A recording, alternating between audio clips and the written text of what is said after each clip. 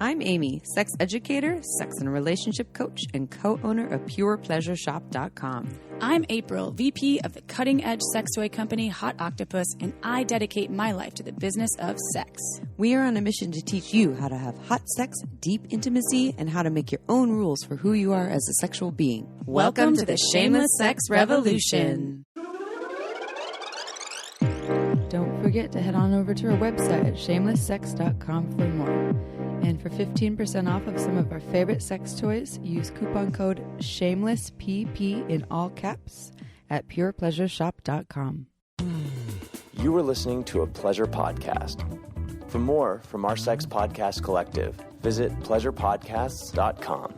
Well, hello, everyone. Hello, everybody. Welcome to the Shameless Sex Podcast. Now, once a week, see you next Tuesday. We actually got a review, a 5-star review on iTunes. Someone saying, thank you, we love you, and they are sad that we're not doing the 2 episodes a week, but they still love us. But they get it. They get it. We have other jobs too. So this is one of our many jobs. It was a lot of recording though, because we record intros separately. Oh, yeah. And then sometimes we do 3 recordings in a day, and then we have another day worth intro. So it was a lot of work, and it was worth it. We still do other jobs, and we have to sleep and eat and drink wine, except we're not drinking wine today. No wine today. No wine. I'm going totally wine-free for the next 10 days. Ooh, and then your birthday's coming up. Then I'll drink some wine.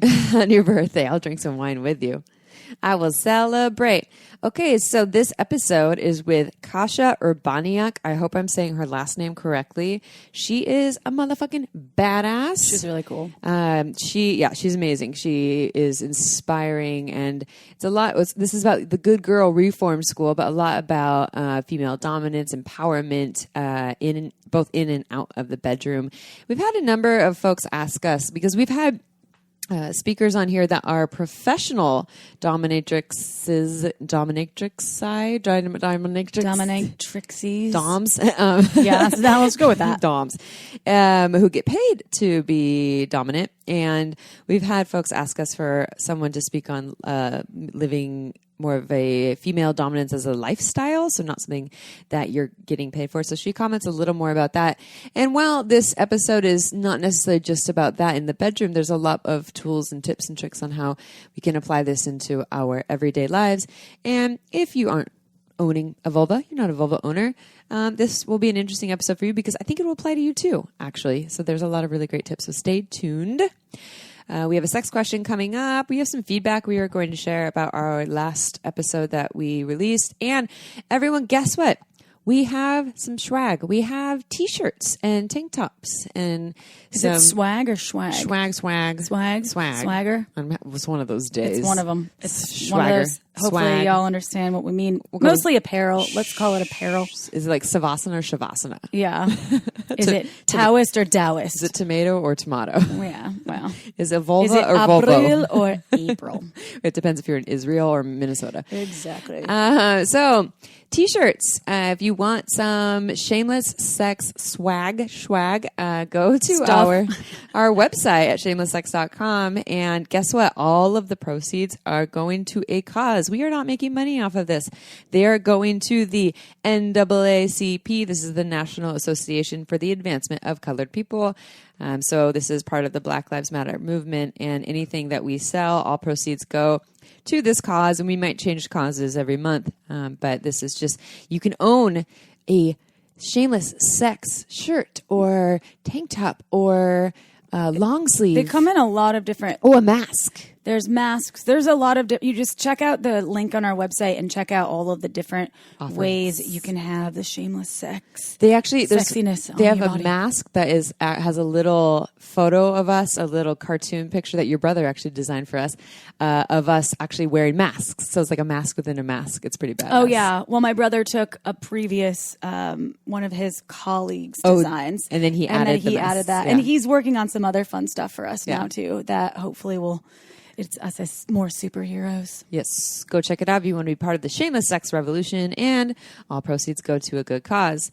I'm going to share some feedback. The last episode that we did with Buck Angel, which we love that episode, and Buck is a powerful, if you didn't listen, I would highly suggest go in listening to the last episode with Buck Angel, powerful activist, sex toy designer, speaker, educator, film director, and adult performer.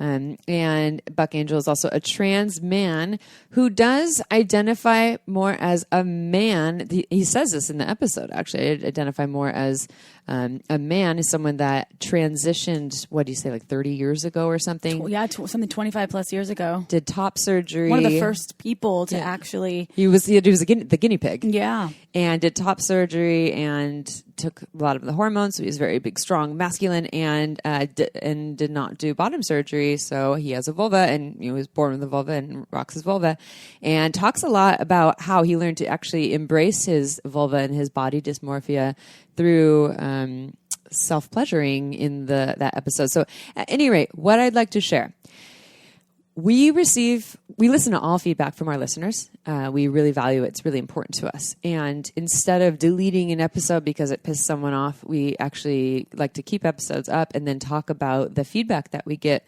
from folks so that we can own it. And I personally think one of the issues that's happening in this world is that people have an emotion or a feeling, and they say something about it, and then people get afraid and they delete everything, and there's no more conversation about it. And so instead, we believe in a lot of what he had to share, and we are keeping the episode up, and we'll also share this feedback. And he actually says this in the episode. He's very controversial in the LGBT/trans world, or the non-binary world, where a lot of folks don't necessarily agree with some of the things that he has to say. And someone gave us some feedback saying that they actually don't think that he is a great person for people to look up to, or actually they said that he's not a person that anyone should look up to. While he's trans, he's supposedly an advocate for trans men. He exudes toxicity that I cannot ignore. This is from this listener. And they say that they think that his message is harmful to the trans community, which includes non-binary people, which this person identifies with. And so what I want to comment on about this is I want to share, thank you for your feedback. If this listener is still listening to us, I don't know if you are. And Buck did share that this would happen, that people actually believe this, or think this. And I'm not discrediting your opinion, because I know there are a number of people that actually feel that way. I'm unclear if the feedback is stating that he's actually outright said that non-binary people do not exist in the trans community. And I'm wondering if it's because he says he passes. He's this very strong, big muscles, tattoos, walks into a building. No one thinks he's a trans man. And so he is very privileged, and he knows that. And he chooses to identify as a man, and as more so than as a trans man. Although I heard him identify as that too. And I'm wondering if that is what feels like he is erasing the experience of non-binary folks. For some people, I'm still unclear on what this... Well, he also has said that it's not what is between your legs that defines you. And so I think that it's open for interpretation. And I think obviously there's folks that are triggered for various reasons by, I guess, some of his Twitter. And we, I guess, are just bringing light to the feedback, because I don't know. My stance is that Buck was a great guest, and I learned a lot, and I didn't feel like there was exclusivity happening. And I also am not on Twitter. Yeah. And so I don't know. I went and looked at it, and he has a strong opinion. And so folks with strong opinions, I know they can kind of poke at some people. And so I my guess is that there's truth to both sides of the story. And what I'd like to invite listeners to do your own research, and because what we talk about here, we don't preach as absolute truth. Like, we are students and we are still learning, and as are our guests. And so you can do your own research. If you felt a trigger, or you would like more insight into that, you can go and check that out. Check out his Twitter, or maybe even look into some opposing positions, ideas, or beliefs about what he has to say. What I will say, though, I've seen so many people say you saved my life to him. Mm-hmm. That because of his advocacy and his way of embracing his body dysmorphia has actually inspired other people to break through those barriers with their own body dysmorphia and their own struggles with being trans or non-binary. And so while this person is saying he's not someone that anyone should look up to, I don't know how much I fully agree with that because he's helped a lot of people. And so maybe there's a middle road here or a higher road that maybe he's missing the mark or someone else is missing. I'm not sure. But to discredit a lot of the ways that he has helped a lot of people, I think that would be a disservice.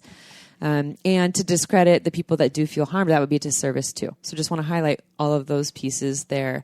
Again, listeners, go check it out yourself and do your research. Also, this is a pretty strong opinion about that they believe he is not a person anyone should look up to. And there's so many people out there because of the media and social media that I'm like, I would never look up to a Kardashian, but I know a lot of people do. And so I think everyone's entitled to their opinion and go ahead and form your own and appreciate this listener's feedback. And also, if he is really like saving people's lives and giving them a different perspective, I do think that it's okay to look up to him. Yeah, and what I believe is that everyone gets to choose how they identify. You know, what the pronouns that they use or their orientation, etc. However they want to identify is up to them, and it's not for anyone else to determine. So if someone says how you identify is not real or doesn't exist, of course that would be harmful. I never saw that he actually said that. And we actually got feedback from someone else about something where they were not loving when we use the word heteroflexible and I actually did some research on that it erases bisexuality a little bit, or it almost gives this like privileged way of dodging having that label, like as if bisexuality is bad. And that was insightful for me to see, like, oh, interesting. Yeah, I can actually understand that. Why don't people just choose bisexual because they think that bisexual has to mean all or nothing or half and half perfectly? You know, like I'm into penises and vulvas, therefore I'm bisexual. But if I'm more into penises, but I kind of like some vulvas too, I wouldn't say bisexual. I would say heteroflexible, and it gives me more privilege. So anyways, I'll get off my soapbox here, but just putting all these ideas out there for people because we listen to all of them, and I really want to advocate for whatever label you choose. You get to have that. I don't think anyone should tell you that you can't have that, and it's not fair, and it doesn't feel good, and not helpful, and create shame. You ready for a sex question, Chip? I believe so. Okay. So in this sex question, in the past, I've heard you guys mention initiating sex from a more submissive role, and I was wondering if you could elaborate on that. Initiating has always been a bit of a turnoff for me because I'm such a sub. And so when I initiate, it feels like I'm putting myself in a more dominant role right from the get-go. I have a higher libido than my partner, so if I don't initiate, I can't get laid as much as I'd like. It's a real struggle, and I'd love to hear your sub-initiation tips. Yeah, we've talked about this a couple of times on here. I think that's like the ultimate conundrum for the sub is you desire sex, but you get your turn on for the most part by having someone else be dominant. Yeah. Although in this person's case, they actually say they have a high sex drive. They say, they want to get laid more often. So it's a little tricky here. I can really relate to this because I feel that I'm a submissive person that doesn't do a lot of initiating, and I have a high sex drive, although part of the sex drive is having someone turned on by me in a role of not even having to do too much, right? Yeah. And so that is a kind of it's as you said, a conundrum. Yes. And the dilemma. Yeah, I think it probably comes into doing things that help you feel sexy to initiate the turn on as well. And you can do that in a submissive role, like bust out your toy or bust out some sort of sexy noise that you like to make as you're, I don't know, feeling like you're about to come. And maybe you're not going to come. Maybe you're just like, oh, yeah. Or, oh, yeah. Oh. Well, and I think that when people think of initiating sex, too, they think of it as it being like this dominant action where you can initiate sex in the most subtle of ways, right? So I can initiate sex if my partner's sitting on the couch and they're on their laptop and I just, walk by naked and I look at them and I drop something and I bend over and my pussy's now in their face without having to say or do much. That in itself initiates sex. So instead of taking, I guess let's maybe reframe it and get rid of the word initiate. And how about suggesting sex and all the ways you can suggest sex that are very subtle, where it doesn't feel like it's this big dominant gesture where you're like grabbing and like, hey, do you want to fuck right now? It can really just be you showing off your body, your turn on with a simple invitation. Or like it's literally as simple as April and I are in my living room right now. So she's sitting on my couch. I could go onto one of these chairs over here, April, and like have a dress on with no panties and just sit there and face you and then pull that up and just open my legs and just look at you. And that in itself is suggesting sex, but it still isn't a very dominant move. It's more like, hey, do you want me? Because I'm ready right now and I'm offering it to you. And now maybe you can be the dominant one to actually take the initiative here. I just put I'm the opener. Like I'm the opener and now you're the dominant one. You're the closer. And so jump on in. And maybe this is a conversation you have with your partner, that this is something that you enjoy having this dominant person being the initiator, but you also want to feel like you can initiate, and they probably want that too. And so here's when you can let them know, if you see me do this is me kind of initiating sex, but I'm doing it in a little bit of a subby, suggestive, sexy way. So you can figure out what all those options are on how you can do that. But really just getting away from initiating, going more to like the idea of suggesting. How can you just plant little seeds? Sex. Hey, do you want to have sex? Without even having to say it. It's pretty simple. There could be a fun costume to wear because I don't know the gender of this person or if they would want to wear a dress and spread their legs, right? So they said their pronouns are she, her, and that their partner is he, him. I was just taking it from if they aren't a vulva owning individual, spreading the legs with a dress on might not turn the other person on, depending. I mean, maybe it will. I'm just saying I was thinking about from the opposite standpoint, if it were me and my penis owning partner and I was the dominant one and he was more submissive, what are the things he could do? I'm like, well, you could throw on a tool belt and walk around naked in front of me. If he's starting to fix things. He's just starting to, Or because I think that for me, that's a turn on. Or like, I don't know, like you could really get creative with that depending on the role that you play in your relationship. Yeah. I mean, I identify as more of a sub too. And if you want to bring words into it, one way that I've suggested sex in a subby way to lovers is to say like, I really feel like I just need to get like, I don't know, like sexually roughed up right now. Ooh, like damn. I just need to like let go of some steam and I'm just craving you to just like throw me all around the room right now. And they're like, okay. So it's a suggestion, and maybe there's a subtle request there as well. It doesn't mean that they have to take it. They don't have to do everything that I like you say. reframing though. Reframe. That's a good idea. Yeah. It's definitely initiating can sound scary. Yeah. So. And not so subby and more dominant. Right. Yeah. All right. Well, good luck to you, listener. We love our questions. We love our listeners. And before we read the bio, we want to give you a little info about something that we love called Dipsy. You've heard us talk about Dipsy a lot on the podcast. I know that we're out of quarantine-ish, depending on where you live, shelter in place isn't as popular these days. But we were fans of Dipsy even before. What is Dipsy? I love Dipsy because it is a online app on your phone that can get you turned on anywhere, anytime that you want. We get a lot of questions from listeners and also from my clients in my sex and relationship coaching practice about feeling disconnected from their bodies. This is especially true for vulva owners, not feeling connected to their turn on, especially in long-term relationships. And this is something that they can listen to anywhere, anytime. Hot, sexy stories that get them in the mood, in their body. Really well done. What do you love about it? I love the fact that they have this whole guided section. I've talked about it before. There's sexy meditations. There's also these 12 questions, part 1, part 2. It's almost like an exploration game for you and your partner to get to know each other and what turns you on. There's there's 3 of them, I believe. So you can tap into a fun game and change things up if you want to take a break from erotica and have something more engaging.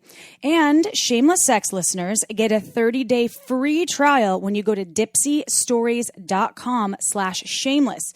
That's 30 days totally free when you go to DIPSEA stories.com/shameless. Again, dipsystories.com/shameless to go unlock all of those guided, amazing abilities to just BDSM basics. I mean, there's so many good ones. So check it out. Check it out. Chip, I want you to read this bio of this badass boss woman. Oh my God. She's so awesome. And I think the person that asked this sex question could also refer to this episode and more about what Kasia's offerings are. So let me go ahead and tap into that. So Kasia Urbaniak is the founder, CEO, and headmistress of The Academy, a school that teaches women the foundations of power and influence. Over the course of nearly 20 years, she has worked as professional dominatrix and has practiced Taoist alchemy in one of the oldest female-led monasteries in China. Since founding the Academy in 2013, Kasia has taught hundreds of women practical tools to step into their leadership positions in their relationships, families, workplaces, and wider communities. Her upcoming book, Unbound, A Woman's Guide to Power, offers precise, practical instruction in how to stand in your power, find your voice, and use it well. To learn more, visit weteachpower.com. All right, let's do this.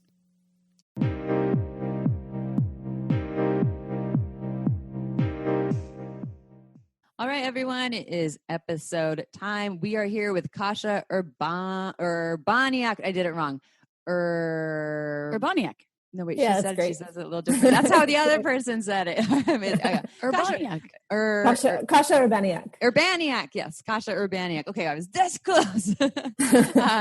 And you already heard a little bit about her from the bio, so we will just dive right in. Kasia, we always start with this same question. If you can tell us a little bit about how you got to be where you are today. So, a little bit, long story, short form. I started working as a professional dominatrix simply for the money so that I could not just pay for college, but travel around the world studying metaphysics. I wanted to be a Taoist nun. And what I found really quickly was that those 2 paths of working in a dungeon and spending time in monasteries cross-informed each other in really powerful ways. So, you know, on the Taoist path, learning martial and medical practices, body reading, seeing energy and how people use their attention, ended up changing what I thought I was doing as a dominatrix.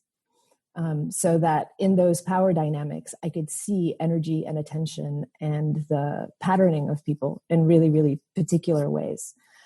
It was a very, very, very potent and unexpected synthesis of paths.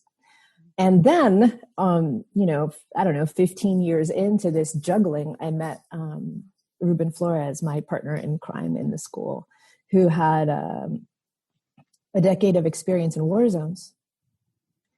And so my embodied energetic understanding of power dynamics on the fringes of sexuality and spirituality met with his understanding of power dynamics in the place of death, conflict, and war in countries where many of the people who were trying to negotiate or just fight were not speaking the same language. So in all of these cases, our first conversation was about all of the power dynamics that exist below the level of language. So if I'm in a dungeon and I'm using words and I'm doing a role play, essentially it's all made up. It's not real language. I'm not talking about a real person. And the power exchange and the energy exchange that happens is below the level of language. It sits in the body.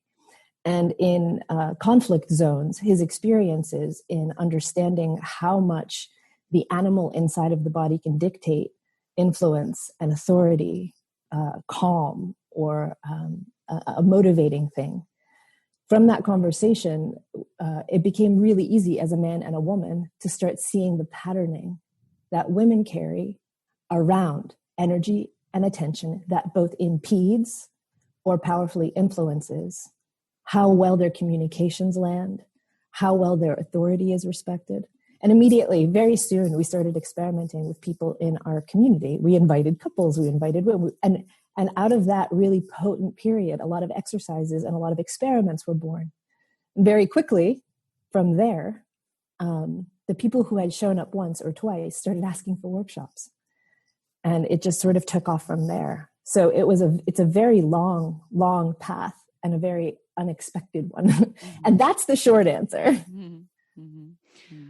You founded an academy in 2013. Is that combining the Taoist practices with can you talk more about that? Because I'm very intrigued. Yeah. So the academy is a school for power for women. And we say for power, not empowerment, really, really explicitly. How to have a powerful influence on someone, how to communicate powerfully, even how to surrender powerfully and receive that which you wish to receive. There were a lot of observations that were very easy to make and test as a dominatrix in a dungeon regarding not just myself as a dominatrix, but the dominatrixes I trained, where a young woman trying to get into this profession, for example, would struggle because of her inherent conditioning. What was the difference between acting like a powerful dominatrix and having a powerful experience and having a powerful influence on a submissive? The training that I received on my path to become a Taoist nun was incredibly potent in that sense because it's attention training. The exquisite, precise attention that you pay, that you land on someone when you're diagnosing an illness or when you're anticipating a martial attack, requires a certain kind of attention. So it became really easy to start noticing patterns like what we women tend to do, and what we're conditioned to do that makes zero fucking sense. And a lot of it is invisible. We talk a lot about good girl conditioning. Being a good girl is not the same fucking thing as being a great, loving, moral, ruthless, fierce, whole, beautiful human being. And, I feel like it's like a travesty to go, use your voice, stand in your power, without actually examining what the fuck that means.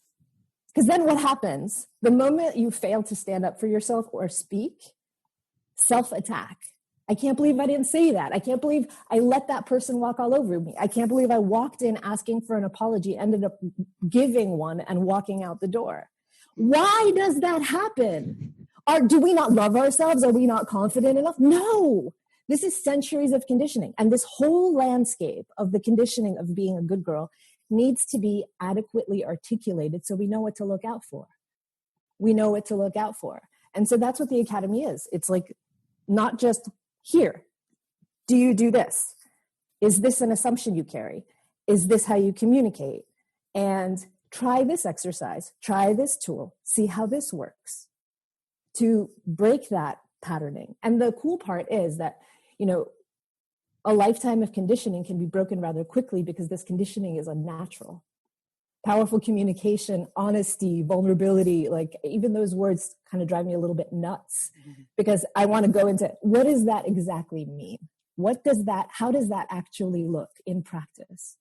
So, one of the greatest things about getting to be headmistress of the academy is how much fucking fun it is to watch a woman to go from this invisible labor, invisible conditioning to a place that's powerful, because power is playful.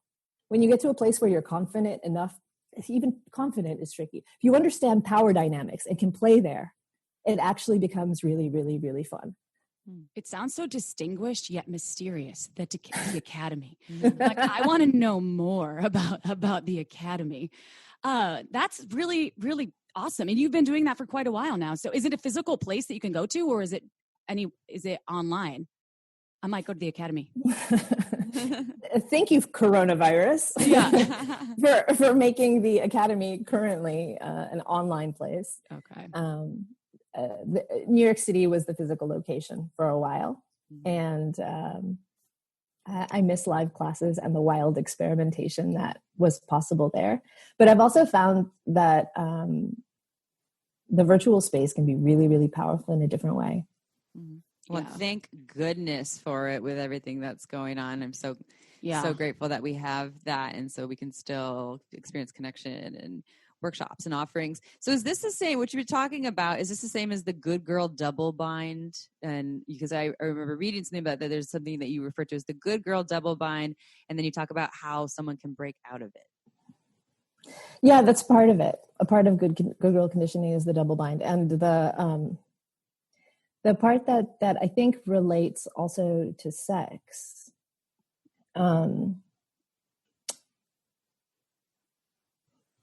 if you've ever felt like you're both too much and too little, too much and not enough, over the top and like not adequate enough at the same time, that's the good girl double bind. And other people have pointed out how that feels, what a paradox that is.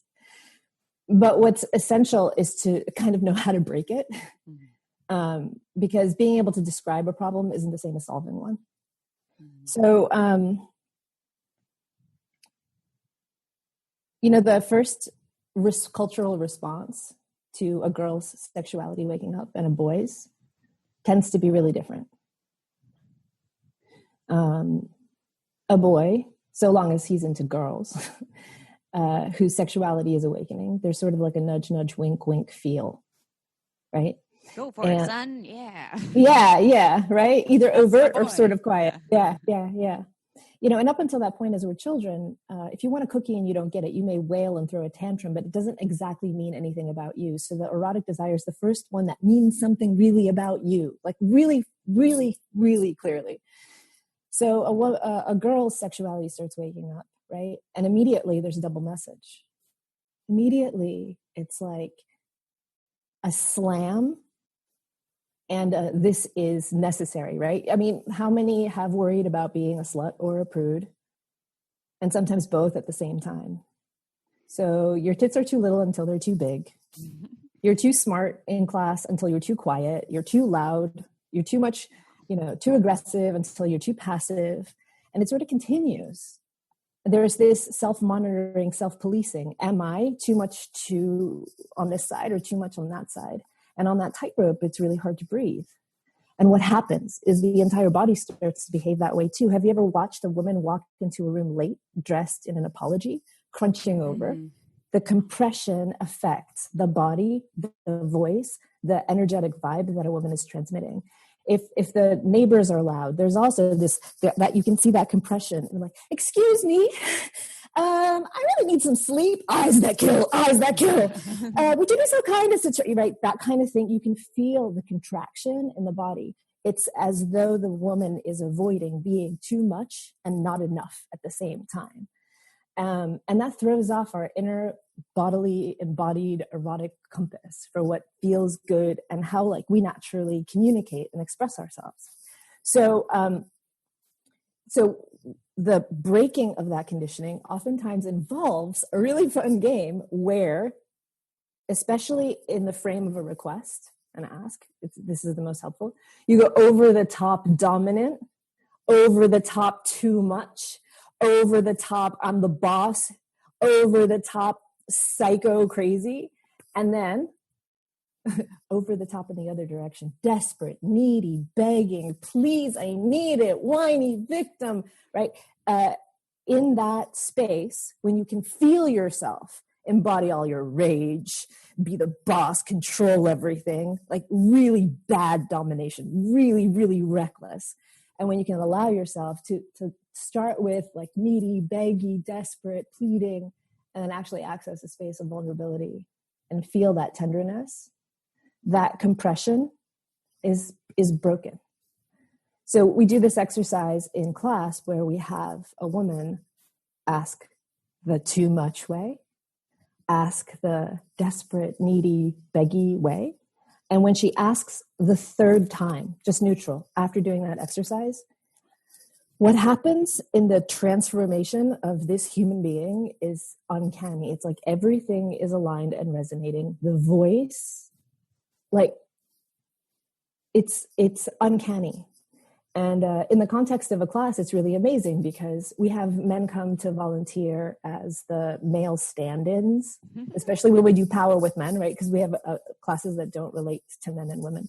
But in this particular one, she's a badass. She's in class. She's free, fun-loving, smart, gets in a chair in front of not the person she's afraid to ask, a stand-in who's volunteered to be yelled at, volunteered to hold a woman's entire emotion, right? Nice guy sitting there. And all of a sudden she disappears. Where did that badass go? And so we do this exercise where her good girl conditioning gets to be broken, right? Just in 10 minutes. She goes from being unable to ask to making an ask that sounds so compelling that everyone in the room wants to make it happen for her. Like, if he doesn't do it, I will. And I think this is like what we're doing is returning to this birthright of power that I believe that women inherently have with their feeling sense and their intellect and their embodied nature. And it's a real pleasure to witness.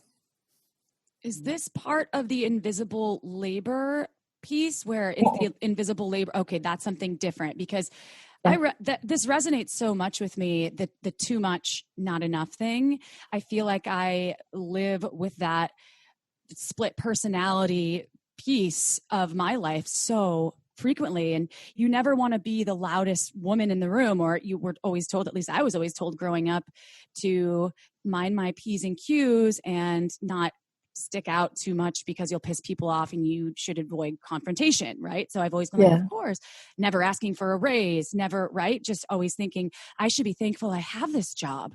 And that is something that unfortunately I grew up in the Midwest, conservative. We were like, work hard and you'll get everything you want, but you have to work hard for it. And, don't ever ask for what you need. And now just learning that is so powerful in my life. So that was what I envisioned invisible labor meaning, like the battle between the good and the evil inside your body. But I would love for you to explain that more and kind of what is that and what are some tools for me and anybody out there to help them abolish this in their lives or establish or abolish. Great. So there's two things. The first thing is what you mentioned. And the second is what invisible labor is in terms of the academy and how to deal with it. So, notice that when you talked about your upbringing, you were not allowed to be too much, but you also had to work hard, right? So you also couldn't be not enough.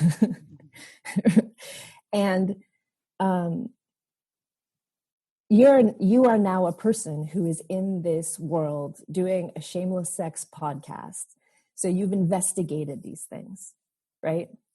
Yeah.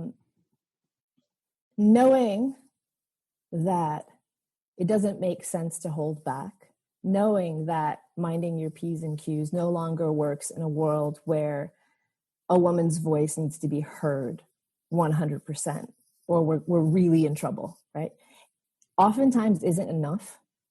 Knowing something, knowing I should stand in my power and use my voice, knowing these things oftentimes isn't enough because we need to include the emotional body and the physical body. One of the reasons that the one exercise I happened to bring up was one that was embodied is because the feature of embodiment is really, really important. And it's also why I admire the work that both of you do in creating a space to talk about shameless sex, because there's no way to talk about sex without having sexual encounters, which are inherently about the body. Yeah. Inherently about the body. It's like when you move with it, when you experience something viscerally, you can have an idea, but when you have an emotional and physical experience, that's when it sticks. That's when it lands. It's like the animal of our body doesn't speak English. It needs to be informed through experience. Yeah. So sometimes we need to dare ourselves to do something.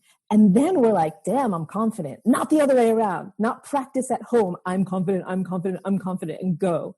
But go and look back and go, hey, I'm a badass, right? So that's important to mention because the embodiment piece is the piece that really makes or breaks. It like makes the difference.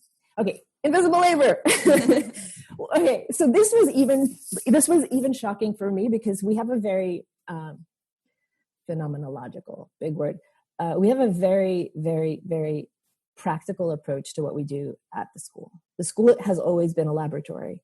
So one of the things we did is all of us, even the apprentice teachers, threw out everything we knew, stopped reading, stopped looking at media, stopped consulting psychology books or self-help books, and looked at the women in the room.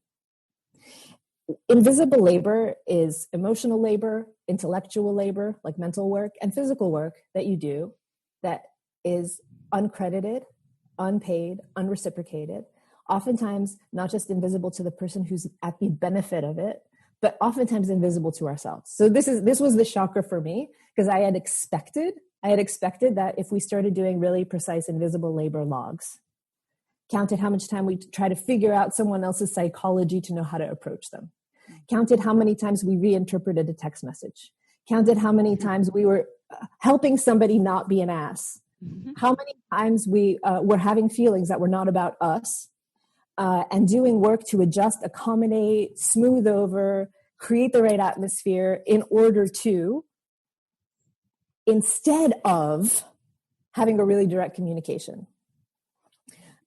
So the shocker for me was that when we became really precise about it, and as a scientific community for a moment, all did these invisible labor logs where we tracked a single day in 10-minute intervals, the students doing 10-minute, and then calculating the percentage of time spent doing invisible labor in that particular class. Women who are CEOs, women who families, women who are many different types of women, starving artists, people who don't work, 80%. 80%! And then the question is, of course, we don't have time for our passion projects or for tired, overworked, starved for fucking affection and adoration, and still pushing through with white knuckles, like. So the first thing that became really apparent is that just making an invisible labor log had a really profound and powerful effect in a few ways. The first way was there were always some things on the list that were like, why the fuck am I doing that? I'm like, my good girl autoresponder is just jumping in and leaping in. Wasn't even asked, I didn't even receive permission to go save that person's ass. I was not asked. I just went in, I dove in. I had, like, why? So that automatically drops off just with awareness. The second thing is the things that, when a woman becomes aware of what she contributes, oftentimes others, without even having to hear about it, start noticing. So what we found in class is that when a woman was aware of what she was doing for the benefit of others, they also became aware. And the third thing is, a really good example of invisible labor is, a student with an uncle that has an alcohol problem, coming to dinner, feeling like she really wants him there, but knows that he's going to drink too much and go on a rant. So she's careful about how she seats him. Mm-hmm. She keeps water next to him at all times. When he starts going on a rant, she goes, "Who wants dessert?" And is doing all of this work, all of this invisible mental, emotional adjustment, accommodating labor. And the next day apologizing to all the guests for the uncle's behavior. Right? It actually, if you really track it, some of these things, all this invisible labor is a stand-in for really direct communication. Like, you have an alcohol problem and you need treatment. I love you and I want you at family dinners, but I can't have you drinking and insulting everyone. How do we make this work? Okay, time for a quick break. This podcast was made possible by Uberlube. It's a luxurious silicone lubricant that enhances sex and intimacy. We receive emails from listeners who have tried Uberlube, and the feedback is unanimous. We never knew lube could be this good.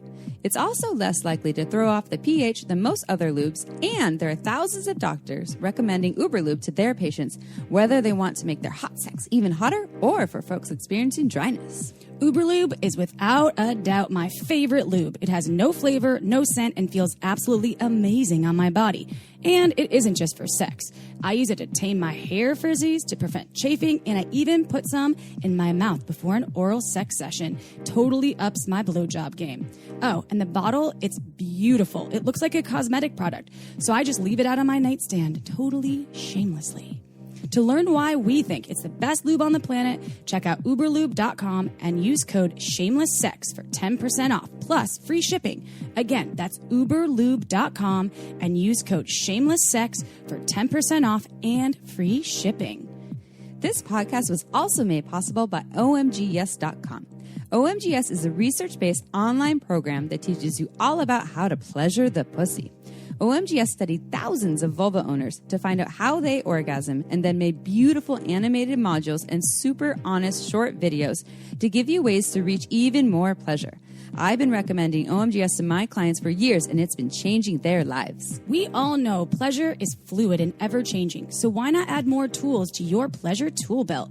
OMGYes is for everyone, so whether you are a vulva owner or you just love vulvas, OMGYes will give you the techniques to get your O-face on. There are 2 seasons to choose from and hundreds of gorgeous videos to explore, so go see what science says about pleasure and visit omgyes.com/shameless. That's omgyes.com/shameless to get $5 off your OMGYes access. Again, omgyes.com/shameless. Go check it out. Now back to the show. Gotta serve him shots of water.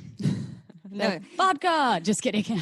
That's the invisible labor part. That's the invisible trying to play game almost. It's like you're playing into the game to not, enrage the beast and to keep the peace. Keep everyone happy. Yeah. Everyone happy. But then you lose. Like someone loses and it's all the other people there who are like miserable because angry uncle. And then also you, because you're dedicating all of this time to be the peacekeeper and caretaker. And I mean, I know people who do this of all genders. And one thing that came to mind when you were saying that there's a lot of conversations about that's going on by people of color, talking about how they're constantly asked by a lot of white folks how white folks can be better, but white folks aren't offering to pay them, but they're like, hey, can you guide me on how I can do this, and this, and this? And, a lot of them were noticing that they were doing it, and they're finally like, fuck that. Like, first of all, it shouldn't be my job. Go Google it. Like, go get on the internet. Or pay me as a consultant. Or pay me, or pay me because, starting to speak out to that. And I loved seeing that because, well, I know that this is something specifically talking about people of color.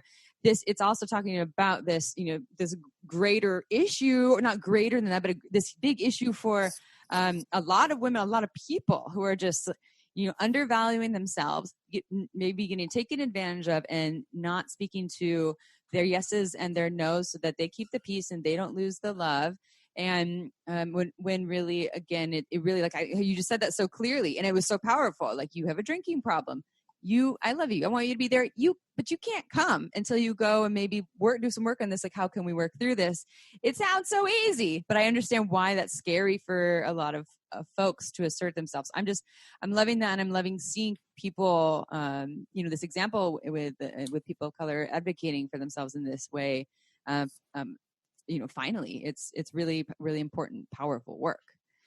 So I'm curious, I was going to ask you about how women can learn how to confidently ask for anything that they want and assert with and play with their no's. You kind of commented on that a little bit. Can you share a little more about that?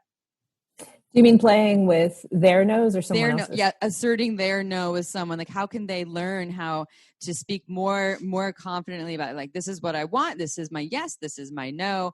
Do you have any tips on, quick? Yeah. But I'd have to kind of break apart what you said. Yeah. Like asking yes and no, we kind of carry those ideas a little bit differently.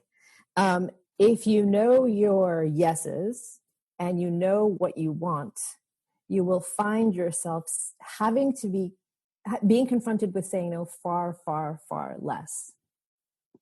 Right? If somebody makes you an offer or is pushing you in a direction, but you know what you want and you're present to your desire and what it is that you want, then it's not stop, no. It's like, I'm going here. You coming with me? And so in terms of no, there's 2 things. One is never underestimate the precious, sacred time of discovering what it is that you truly want. That is a process that moves from a really, really deep place. And it takes a moment for it to come into language and into a request. We live in this culture where it's like, if you don't know what you want, you don't know who you are. Like goals, not desires. Like get the results. So there's this assumption that we know what we want at all times. And being able to return to the compass of the body, to know your yeses, and therefore your no's by default, it takes some time. And I mean like 10 minutes in the morning over a period of time takes some time. And oftentimes that time isn't set aside. The second thing is we do a lot of work with what we call no inoculation. Not being afraid of hearing no. When you hear no, get curious about what's behind the no.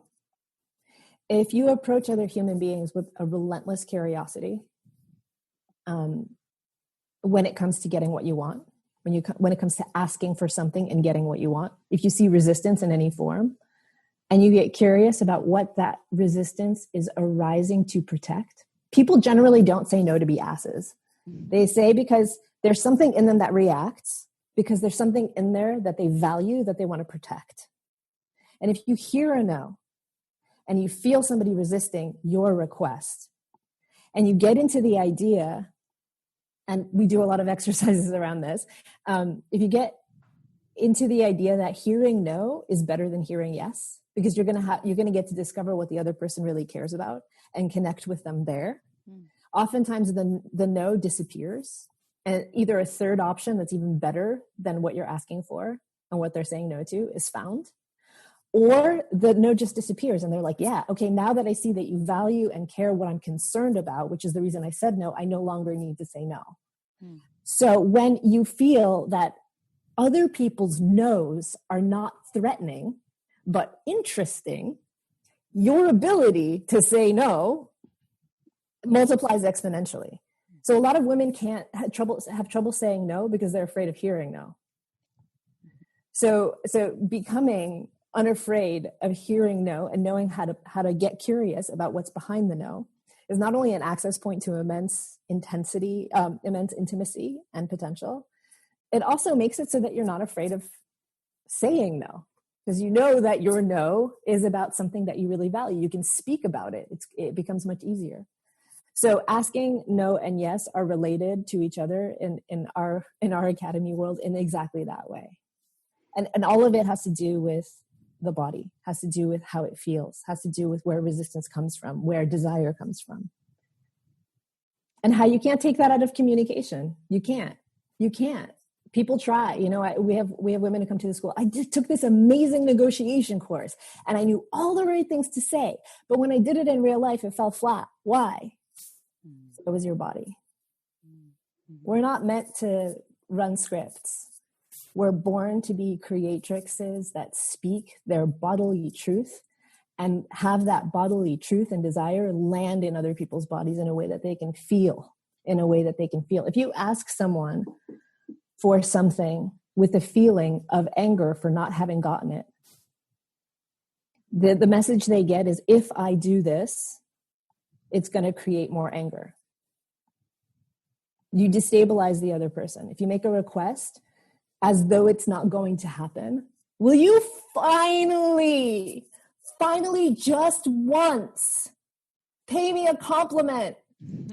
Right? It's a lose-lose situation. Versus, I'm really feeling in the mood to be worshipped and adored. What are your three favorite things about me right now? Quick, go. Yeah. Oh, that's good. I like that. That last one was like, oh, inviting. That is good. Yeah, the one before that reminded me of like, you never do this, or you always, that. Right. The superlative end all be all, always. Yes. And if you feel the body, right? Like in the second one, you already have a sense of how both of us are going to feel if you agree.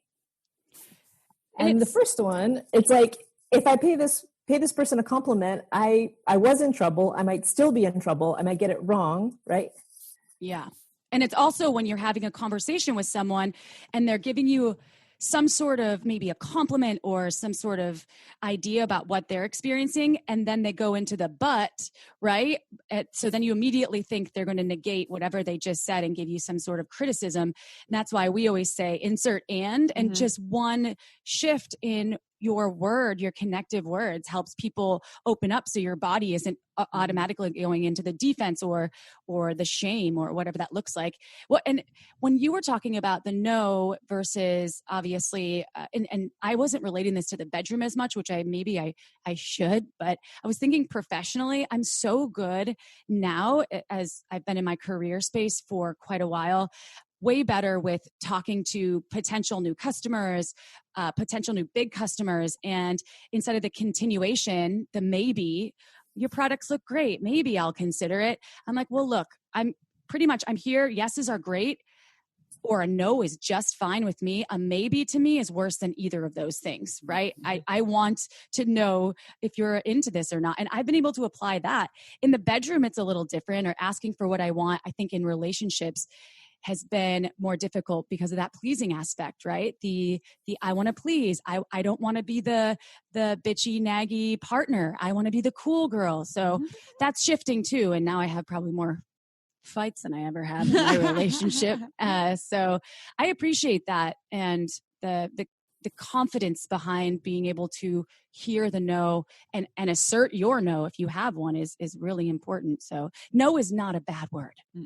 No, not at all. Yeah, it's a powerful word.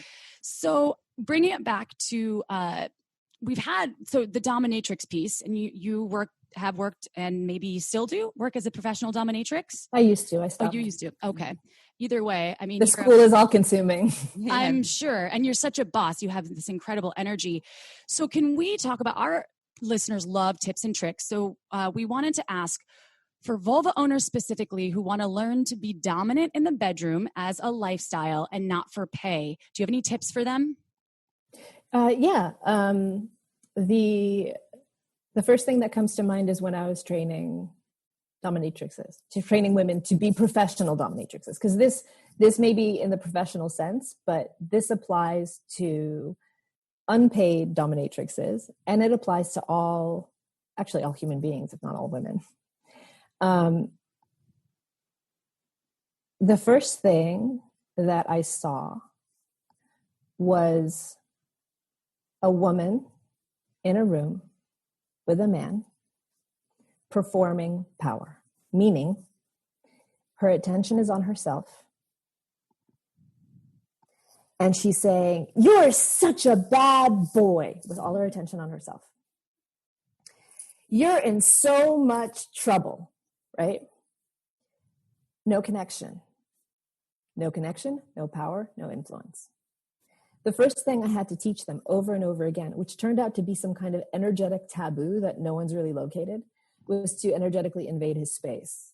So when she used the word "you," I would make her actually look at him and start practicing by describing two things that happened to his body when she described him.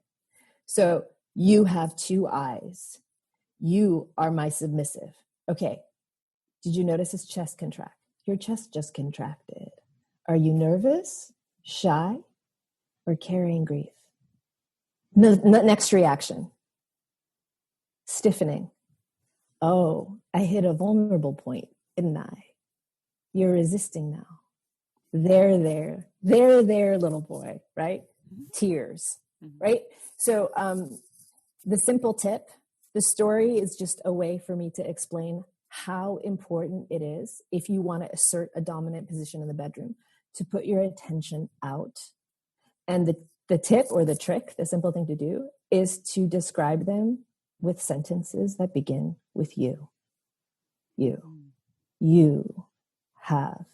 If the person in the bedroom is a man, you have a cock. You have two balls. You just shuddered. You are laying on the bed. You are mine. You are safe. And that outward attention is, I mean, it's what you learn if you're training animals or horses. It's how you learn how to deal with somebody else's energy body and physical body. They feel well held. And the most powerful, business women, for example, in a conference or a meeting, they put their attention out on the whole animal pack.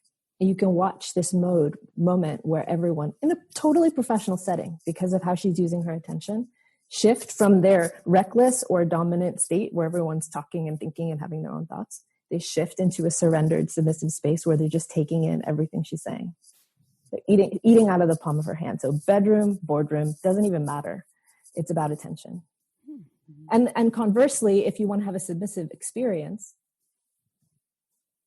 locate yourself moment by moment. Oh, I feel this. Oh, now I am this. I am receiving this, putting your attention on yourself. So you don't invade the other person's space when they're trying to basically do you, read you, feel you. And that space can be really, really, really, really powerful. If you're really, really well connected to what you want, you have your attention on yourself, and you walk down the street, you will see birds and trees bend to your will to serve you. I love that you said that, and I think it comes back to that embodied piece. The way that you're engaging with someone you're submissive is giving them an embodied experience and connection to their body and their being, as opposed to being kind of just all heady and up here with these statements that you're not engaging with your body to theirs because you're not feeling with them and for them. And so I love that. I think that could apply to so many things in sex outside of dominance and submission. So just switching topics a little bit, because we have only a little more time left. You have a book coming out. It's Unbound, A Woman's Guide to Power. Can you tell us what people can expect in this book and when it's coming out and where they will be able to buy it? It's going to be available August 11th everywhere. It is the heart of the Academy curriculum that moves through figuring out what it is that you want, moving through all the different emotional states to alchemize them into something that is potent and usable. So rage is invited, sadness is invited, doubt and fear and shame are invited and alchemized as a source of power. A breakdown of power dynamics, how to use your attention in order to receive which you wish to receive, and how to have influence over another in a dominant state. And a breakdown of how to navigate when you feel like you've been attacked, or when you are suspicious of somebody's intentions, if you feel like it goes through invisible labor, good girl conditioning, why it pays and why it makes sense to experiment with your baddest bad girl self. And techniques that help you navigate through spaces of resistance where things like gaslighting or changing the subject or deflecting can happen, so that you can move through someone else's resistance with grace and playfulness. So you can really have someone on board with what you want, heart, body, and mind.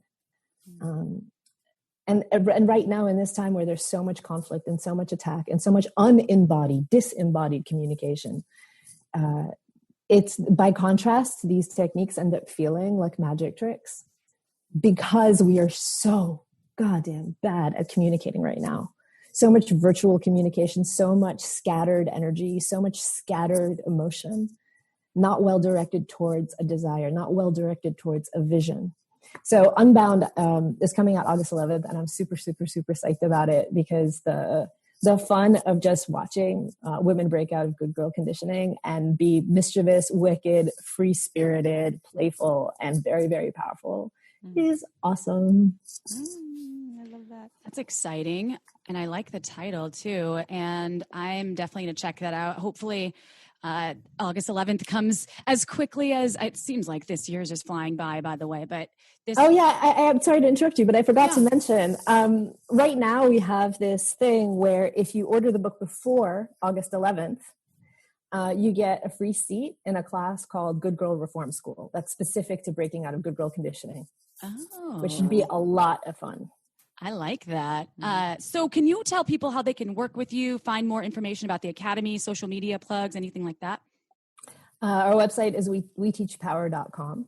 And that's the best source for all of the information. It's like the spot to go. Okay. weteachpower.com. I like that. Well, Kasia, this was so not only powerful, it was super educative for me to learn about some of these techniques that you're teaching, and it's a lifestyle, right? It's a switch of the brain, of the conditioning that we've all had, especially vulva owners out there. And it's time to break the tradition and the paradigm that we've all been living in. And it seems like you're just pioneering this movement. So thank you for your work. Mm-hmm. And for being with Amy and I and our two crazy animals. For all of you out there who don't know, you probably do know, but Amy and I were curling up with some glasses of Chenin Blanc that is super lovely, made by our amazing Megan Bell, who is Margins Wine founder, winemaker. Check out why we love her so much. You can go to marginswine.com and sign up. She only does limited releases, so check it out. We have some coupon codes for you. Go to our website and get those when you buy lots of bottles. Buy cases and cases and send them to us too. And for anybody who hasn't done so, please rate us on iTunes. If you give us 5 stars, we'll love you forever. And the first 10 people that do it right now, I'm going to send something interesting. Just DM us a screenshot. Slide it into our DMs. Yeah. Slide on in. All right, y'all. We absolutely love you, you shameless sex revolutionary. We'll see you next Tuesday. Ciao for now. Don't forget to head on over to our website at shamelesssex.com for more. And for 15% off of some of our favorite sex toys, use coupon code SHAMELESSPP in all caps at purepleasureshop.com.